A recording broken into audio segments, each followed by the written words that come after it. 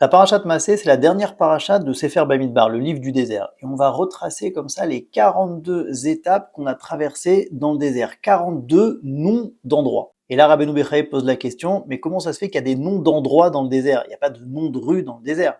Et il répond que c'est les Bnei Israël eux-mêmes qui ont donné des noms à certains endroits dans le désert en fonction de ce qu'ils ont vécu là-bas, si c'était des bonnes expériences ou au contraire des épreuves, des échecs, etc. Ce qui veut dire qu'on peut soi-même donner des noms à certaines étapes de notre voyage. C'est nous qui décidons d'appeler telle période de notre vie l'endroit où j'ai vraiment beaucoup souffert, ou au contraire l'endroit où j'ai appris à être fort. Quand on fera le bilan, c'est notre regard qui donnera à telle ou telle période son sens général. Maintenant, pourquoi 42? Sachant que pour chaque étape, il y a marqué à chaque fois Vayisa'u, Vayachanu, Vayisu, Vayachanu. Et ils ont voyagé et ils ont campé. Ils ont voyagé, ils ont campé. Ça veut dire qu'on n'est pas tout le temps dans un mouvement perpétuel qui nous empêche de réfléchir et de digérer les choses. Et on n'est pas non plus dans une sorte d'inertie qui fait du surplace. Il y a une sorte d'équilibre entre le fait d'avancer, de progresser, mais de savoir s'arrêter pour prendre du recul, digérer, prendre des forces pour la suite, etc. Un petit peu comme les 6 jours de la semaine où on avance, on construit, on progresse, et le 7e jour, le Shabbat, où on s'arrête justement pour ne pas être esclave de ce mouvement continu. Et 6 x 7, 42. 42, c'est savoir continuer d'avancer même en période de transition entre l'Égypte et Eretz Israël. Mais même quand on arrive en Eretz Israël, on va directement installer 42 villes de Lévi'im qui vont être responsables de garder cette dynamique, ce mouvement, même lorsqu'on est déjà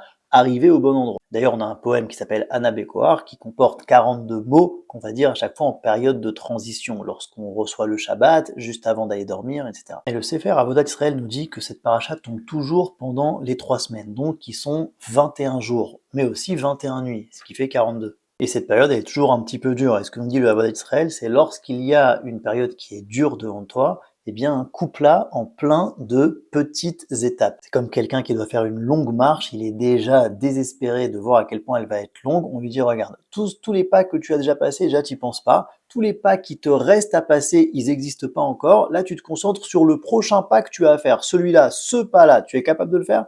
Ouais, celui-là, je suis capable de le faire. Et c'est comme ça qu'on avance. Shabbat shalom à tous.